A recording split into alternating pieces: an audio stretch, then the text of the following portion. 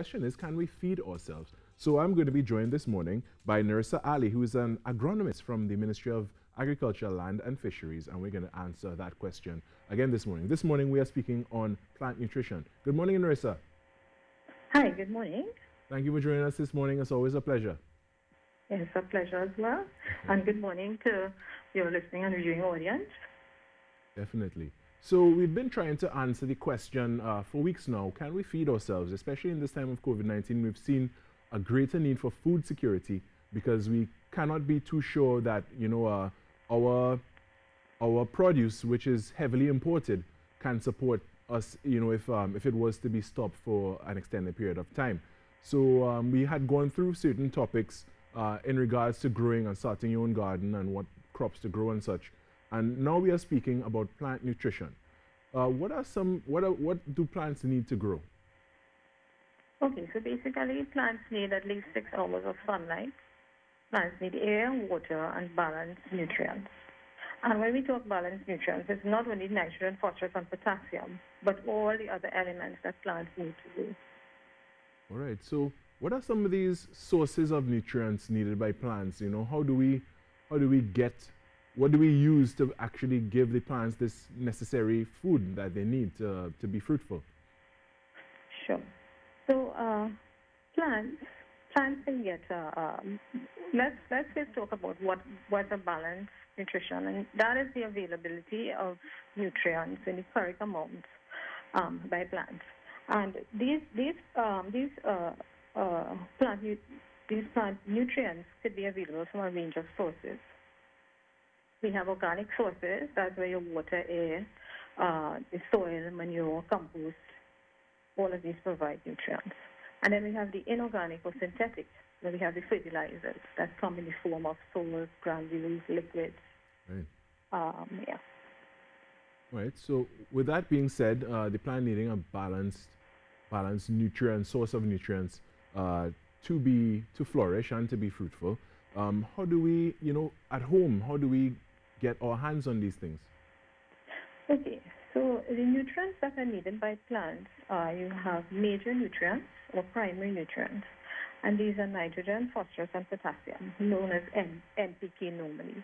And then apart from that, the plants require secondary nutrients, which are like calcium, magnesium, sulfur, and micronutrients, which are nutrients that are needed in very small amounts, but very important.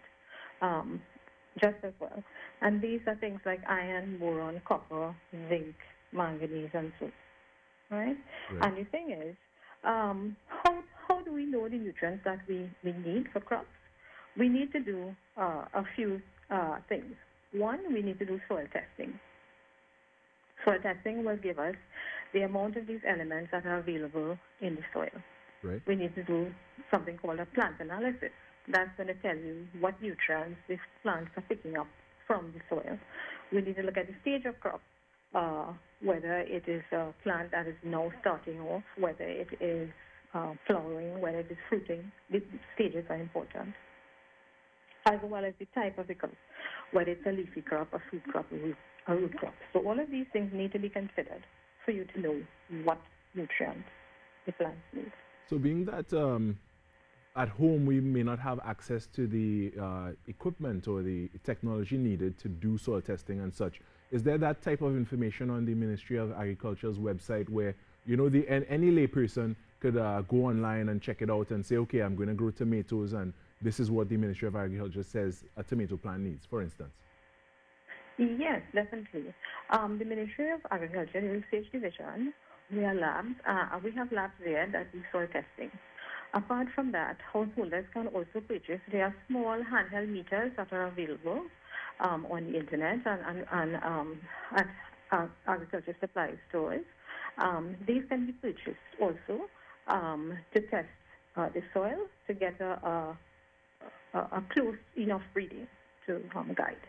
All right. So what are the nutrients needed for different crop stages, because I guess certain nutrients would be needed when the plant is very young versus when it's getting bigger and then when it's ready to fruit, for instance. So what are some of the nutrients needed? Okay, so some of the nutrients, a general guide would be we use a starter, grower, fruiter type of complex. And with the starter, that is for plants that have now been transplanted, you need a complete fertilizer that's high in phosphorus. Remember we spoke about the NPK? Right, yes. And the phosphorus element is the middle number. So, for example, 12, 24, 12 fertilizer, for example. The 24 represents the phosphorus element, and it should be highest in this particular element for a starter crop. For a grower crop, that's where you want the green growth of the plant, the vegetative growth, and so the leaves and stems. And that stage, you should use a high nitrogen fertilizer, which will be the first element. So an example of that is like a 30-10-10 fertilizer. And for fruiting and flowering, you need a complete fertilizer that's high in potassium, which is going to be the last number. Right. So, for example, a 12-12-17 fertilizer or 13-13-21 fertilizer. So this general guide is sufficient for growers to adopt. Right.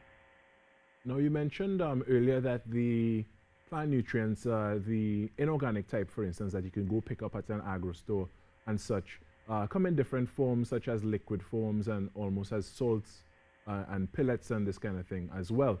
How do you apply these various forms to your plants?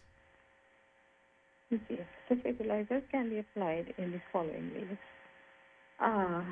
Generally, fertilizers should be placed, the synthetic fertilizers should be placed inside of the soil, meaning it should be covered. And some of the different ways that fertilizers could be applied, you can apply it as a top dress.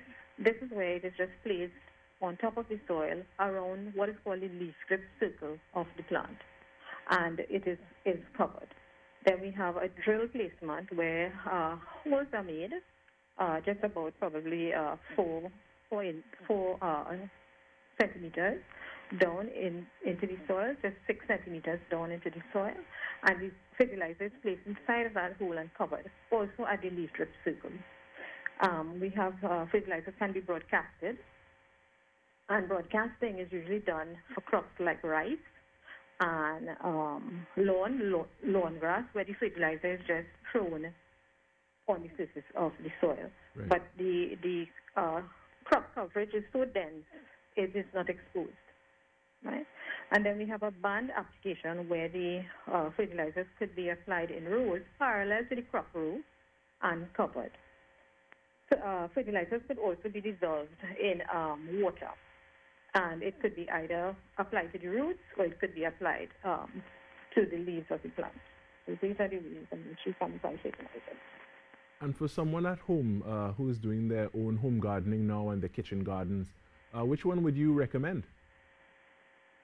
Okay, so now we are in the dry season, and now we are in the dry season, and a general rule of thumb is that nutrients are usually absorbed by plant roots in solution form.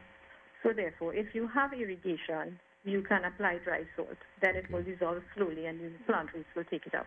If you don't have irrigation, and the temperatures are running in the 33s and that kind of thing, you will then dissolve your fertilizer and water it onto the plant so that the plants will readily be able to pick up the nutrients that is already dissolved. All right. And, I'm seeing this myself at home, actually. Certain plants tend to be attacked by certain things. It could be insects and stuff, or it could be plant disease of some sort. What are some of the diseases that we may have to look out for in our home crops?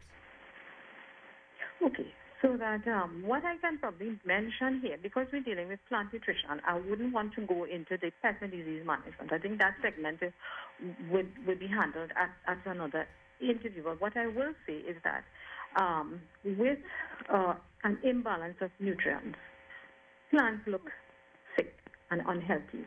Right. And this could be confused for disease or pest problems. So what I mentioned just generally is that what the elements are used for and what are some of the signs that you can see that, the plant is lacking some sort of nutrition, all right? Right. So nitrogen is mainly needed for the green growth of plants, the leaves, the stems. It's important for chlorophyll and photosynthesis, right? Phosphorus is needed for root growth and development. Hence, we use the fertilizer at the time phosphorus at the starting, at transplanting time. It's one of the starter fertilizers. Potassium forms sugars and starches that goes into fruits, so it is ideal for fruiting. So it will go into fruits like tomatoes, cabbages, and so. And if you're growing root crops, it will bulk or it will swell the tubers of sweet potato and cassava. Right. Calcium is necessary to strengthen the cell wall. No, the NPK, those are the major ones. I'm going into the secondary ones now, just briefly. The calcium is needed for cell wall development and for good growth of young shoots and roots. Right? Magnesium is needed for the uptake of phosphorus. So if you have a deficiency in magnesium, your plants, even though you put fertilizers with high phosphorus, the roots still would not be able to take it up. It is also needed for chlorophyll and photosynthesis and the benefit of other plant functions. All right. Okay? Nerissa, yes. I'll have to thank you there and conclude it. We are at the 7 o'clock hour, so we do have to cut for the news. So thank you very much for educating us this morning. All right. I was speaking there with Nerissa Ali, agronomist at the Ministry of Agriculture and Fisheries.